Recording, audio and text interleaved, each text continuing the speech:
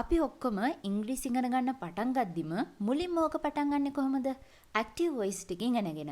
ඊට පස්සේ අපි ලස්සන නෝට් එකක් විදිහට ඕක අපේ පොත්වල ලියා ගන්නවා. හැබැයි එදිනෙදා ජීවිතයේදී කතා බහ කරද්දී මොන ස්ථානයට මොන වාක්‍ය රටාවද යොදන්නේ කියලා අපිට අදටත් පැටලෙනව නේද? ඒ වගේ හොඳටම ගැටලුකාරී විදිහට පැටලෙන වාක්‍ය රටා දෙකක් තමයි සිම්පල් ප්‍රසන්ට් සහ ප්‍රසන්ට් කන්ටිනියුස් කියලා කියන්නේ. අද මේ වීඩියෝ එක අන්තිම වෙනකම් බැලුවොත් ඔයාලට පුළුවන් හරියටම මේ වාක්‍ය රටා දෙක මොන ස්ථානයේද යොදන්නේ කියලා වරදින්නේ නැතුව ඉගෙන ගන්න. සිම්පල් ප්‍රසන්ට් කියන වාක්‍ය රටාව අපි පාවිච්චි කරනවා අපේ හරි තව කෙනෙක්ගේ හරි ජීවිතයේ තියෙන එදිනෙදා පුරුදු ගැන කතා කරන්න. උදේට නැගිටින එක, කන එක, ඇඳුම් අඳින එක, ඊළඟට හැමදාම වොෂ්රූම් එකට යන එක, මේවා අපේ ජීවිතවල තියෙන එදිනෙදා පුරුදු. මේ හැම පුරුද්දක් ගැනම කතා කරන්නේ අපි සිම්පල් ප්‍රසන්ට් කියන වාක්‍ය රටාව පාවිච්චි කරලා. ඊළඟට ඒකාකාරී සිදුවීම්. ඒකාකාරී සිදුවීම් කියලා කියන්නේ මොකක්ද? යම්කිසි හේතුවක් මත තවත් දෙයක් හැම වෙලේම හැමතිස්සෙම ඒ විදිහට සිද්ධ වෙනවා නම් මම පුංචි උදාහරණයක් දෙන්නම්. ඔයාලගේ අතේ තියෙන දුරකථනය ඔයාලා ඔන් කරන්නේ එකම විදිහකට. ඒ කියන්නේ ඒකට එකම බටන් එකක් තියෙනවා. වෙන බටන් නෙබුවා කියලා ඔයාලගේ ෆෝන් එක ඔන් වෙන්නේ නැහැ. ඔයාලා කම්පියුටර් එක ඔයාලගේ ඔෆ් කරන්න යනවා නම් ඒකට નિયમિત පියවර කීපයක් තියෙනවා. ඒ පියවර ටික අනුගමනය කළොත් විතරයි කම්පියුටර් එක ෂට් ඩවුන් වෙන්නේ. එහෙම නැතුව වෙන විදිහට කම්පියුටර් එක ෂට් ඩවුන් කරන්න බෑ. ඉතින් මේ විදිහට එකම විදිහට සිද්ධ වෙන දේවල් හැමදාම එකම විදිහට සිද්ධ වෙන දේවල් ගැන කතා කරන්නත් අපි සිම්පල් ප්‍රසන්ට් පාවිච්චි කරනවා. ඒ වගේම ස්වභාවික සිද්ධි.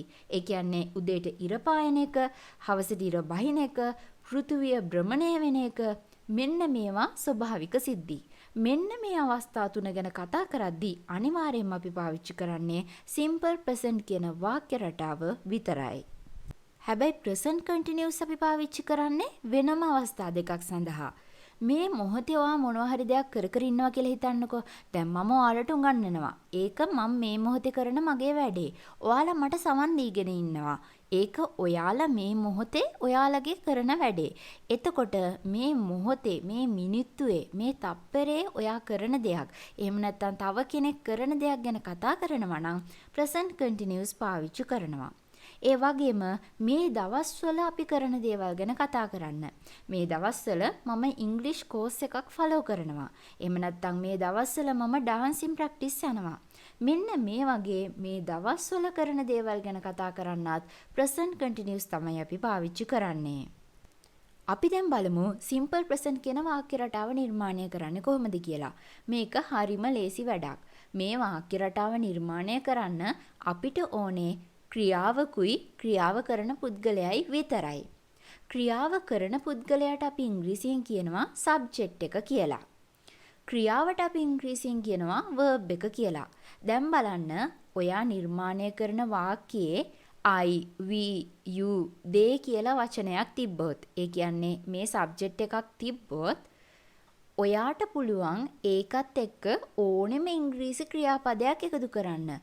eat, watch, play, cook. මේ විදිහට I eat, we watch, you play, they cook. මෙන්න මේ විදිහට ඕනෙම ක්‍රියාපදයක් සිම්පල් ප්‍රසන්ට් වලදී ඔයාලට I, we, you, they එක්ක එකතු කරන්න පුළුවන්. හැබැයි ඔයාලා නිර්මාණය කරන වාක්‍ය ඇතුළත he, she, it කියන වචන තුනෙන් එකක් තිබ්බොත් අනිවාර්යයෙන්ම ඔයාලා එකතු කරන ක්‍රියාපදයට s කියන ශබ්දය අවසානයේදී එකතු වෙන්න ඕනේ. eats, watches, plays. මෙන්න මේ විදිහට. දැන් කතා කරද්දී අපිට කිසිම ප්‍රශ්නයක් නැහැ. He eats, she cooks, it watches. මෙන්න මේ විදිහට S શબ્දය දාලා අපිට කතා කරන්න පුළුවන්. හැබැයි මතක තියාගන්න ලියද්දී පුංචි වෙනසක් තියෙනවා. සමහර ක්‍රියාපදවල අන්තිමට S අකුර එකතු වුණාට සමහර ක්‍රියාපදවල අන්තිමට ES තමයි එකතු වෙන්නේ.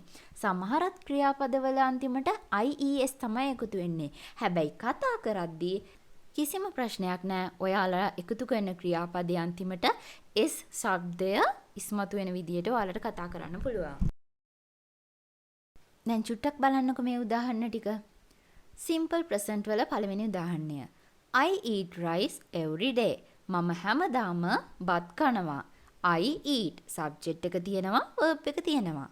I eat rice every day. අපේ හැමදාම පුරුදු ගැන නේද අපි මේ කතා කරන්නේ. හරි. She cooks well. ඇය හොඳට උයනවා.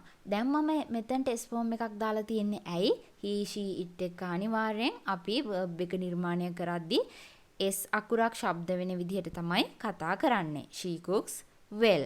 දැන් මේක අපේ පුරුද්දක් නෙමෙයිනේ. එහෙනම් ඇයි අපි she cooks well කියලා simple present වලින් කියන්නේ? කෙනෙක් හැමදාම හොඳට උයනවා නම් ඒක එයාගේ පුරුද්දක්නේ. ඒක එයාගේ ටැලන්ට් එකක්.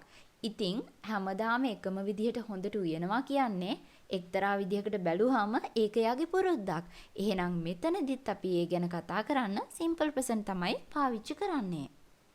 ඊට පස්සේ they play cricket every weekend. ඒගොල්ලෝ හැමදාම සතියන්තයේ ක්‍රිකට් ප්ලේ කරනවා. දැන් බලන්න මේක ඒගොල්ලන්ගේ පුරුද්දක්. හැමදාම සතියන්තයේ ක්‍රිකට් ප්ලේ කරනවා. එහෙනම් ඕක අපි කතා කරන්න ඕනේ මොන වාක්‍ය රටාවෙන්ද? simple present වලින්. මොකද අපි මේ කතා කරන්නේ පුරුදු ගැන.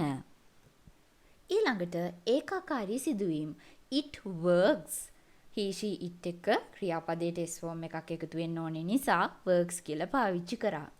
ඒක වැඩ කරනවා. ඔයාගේ කම්පියුටර් එක වෙන්න පුළුවන්, ඔයාගේ කාර් එක වෙන්න පුළුවන්, ඔයාගේ ෆෝන් එක වෙන්න පුළුවන්. ඕවා හැම වෙලේම ඒකාකාරී විදිහටනේ වැඩ කරන්නේ. එහෙනම් it works කියලා අපිට පාවිච්චි කරන්න පුළුවන්. ඒ වගේම that screen appears blue color. A screen එක blue පාට පෙන්නනවා, නිල් පාට පෙන්නනවා.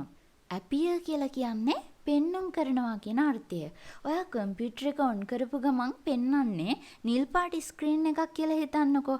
එතකොට මේ වාක්‍ය අපිට පාවිච්චි කරන්න පුළුවන්. ඇයි මෙතනදී appear කියලා පාවිච්චි කරන්නේ නැතුව appears කියලා පාවිච්චි කරේ? මෙතන he කියන වචනෙකුත් නැහැ, she කියලා වචනෙකුත් නැහැ.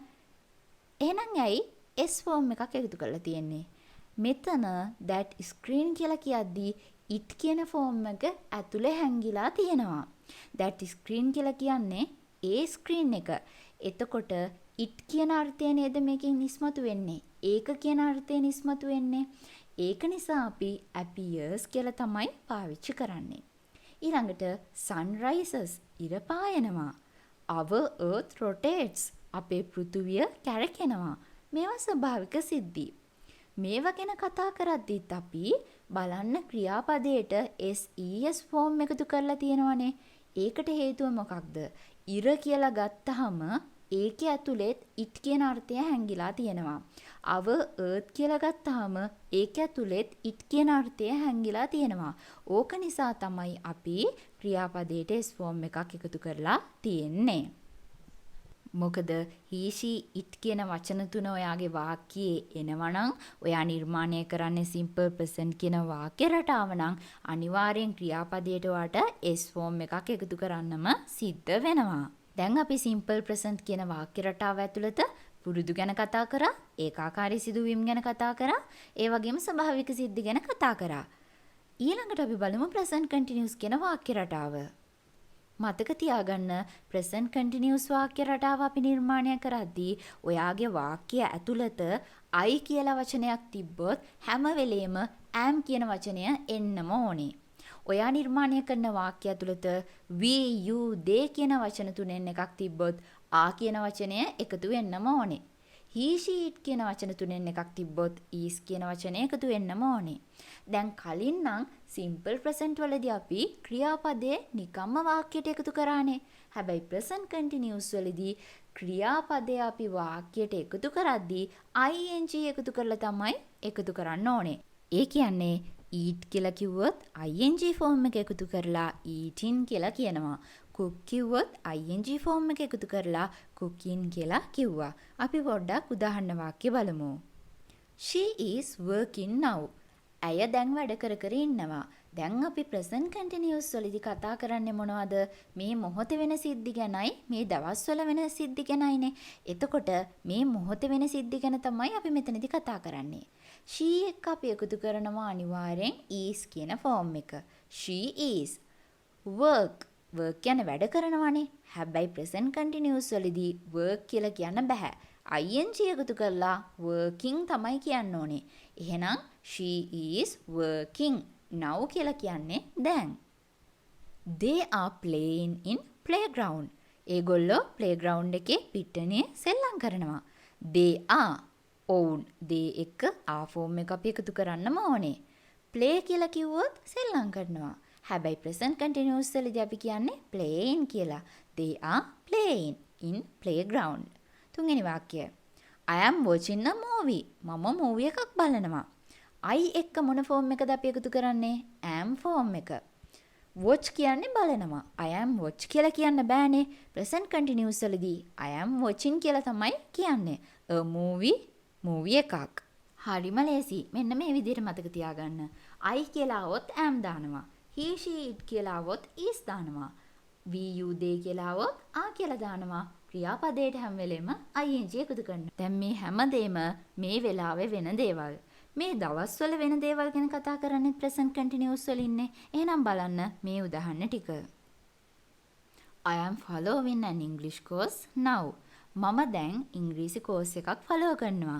දැන් මේ කියන්නේ මේ මොහොතේ කරනවා කියන එක නෙමෙයි. මේ දවස්වල කරන දෙයක්. කවුරු හරි වගෙන් අහනවා මේ දවස්වල මොකද කරන්නේ? I am following an English course now කියලා ඔයාට කියන්න පුළුවන්. මේ දවස්වල මම ඉංග්‍රීසි කෝස් එකක් ෆලෝ කරනවා. I එක am ෆෝම් එක දැම්මා. follow කියන ක්‍රියාපදයට ing දැම්මා. following කිව්වා. They are building a new house. ඒගොල්ලෝ අලුත් ගෙයක් හදනවා. හිතන්න ඔයාගේ ළඟ ගෙදර කට්ටිය ලස්සනට ගෙයක් හදනවා කියලා. ඒගොල්ලෝ අලුතෙන් ගෙයක් හදනවා. මේ දවස්වල ඒගොල්ලන්ගේ වැඩේ ඒක තමයි. එහෙනම් they are building a new house. මේ දවස්වල එයාලා කරන වැඩේ ඒක. She is planning her wedding. ඇය ඇගේ වෙඩින් එක ප්ලෑන් කරනවා. she දැම්මොත් is form එක අනිවාර්යෙන් දානවා. plan කියන වචනයට ing දැම්මා. planning කියලා දැම්මා. she is planning her wedding. ඇය ඇගේ විවාහය සැලසුම් කරනවා. දැන් ඔයාලට තේරෙනවා ඇති simple present සහ present continuous කියන වාක්‍ය දෙක අතර තියෙන වෙනස්කම් මොනවද කියලා. ගොඩාක් වෙලාවට අපි කතා කරද්දී present continuous වලින් විතරක් කට්ටිය කතා කරනවා ඔයාලා දැකලා ඇති.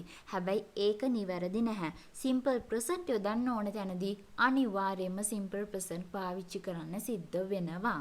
ඉතින් දැන් ඔයාලට පුළුවන් මේක ප්‍රැක්ටිස් කරන්න මෙන්න මේ විදිහට. ගන්න එදිනදා ජීවිතයේදී ඔයාලට හම්බෙන ලස්සන වාක්‍ය ටිකක්. ඔයා උදේ ඉඳන් නැගිටපු වෙලේ ඉඳන් කරන වැඩ ටික ඔයා දකින්න දේවල් ටික කොලයක සිංහලෙන් ලියා ගන්න. ඔය ටික ඉංග්‍රීසියට හරවන්න. ඔතනදී ඔයාලට simple present වාක්‍ය හම්බ වෙයි, present continuous වාක්‍ය හම්බ වෙයි. ඉතින් මගේ YouTube channel එකේ active voice ඔක්කොම ටික වෙන වෙනම ගන්නලා තියෙනවා. ඔයාලට පුළුවන් ඒ වීඩියෝස් උත් බලන්න. ඒ වගේම ඔයාලා තාමත් අපිව subscribe කරලා නැත්නම් ඔන්න අමතක නොකර අපිව subscribe කරන්න. ඒ ළඟම තියෙන bell icon එක click කරොත් ඔයාලට පුළුවන් මම අලුත් වීඩියෝ එකක් දාපු ගමන් ඒ වීඩියෝ එක බලන්නත්.